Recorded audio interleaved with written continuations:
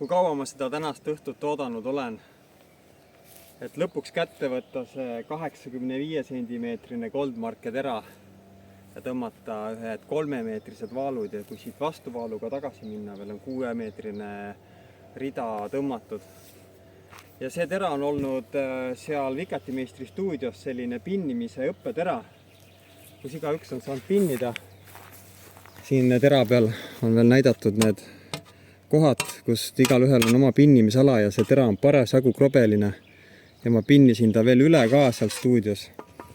Ja ausalt öeldes, mida krobelisem, seda parem, nii et kõik, kes kardavad pinnimist, et ei tule hästi välja, siis ma ausalt öeldes praeguse katsetuse järgi ütlen, et mida halvemini sul pinnimine välja tuleb, mida krobelisem on, seda paremini seda heina lõikab.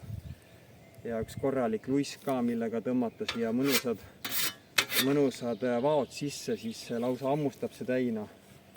Ja niitmine on niigi mõnus tegevus, siis mis saab veel mõnusam olla, kui ette valmistada üks jaanipäeva lõkkeplats. Ilusat niitmist!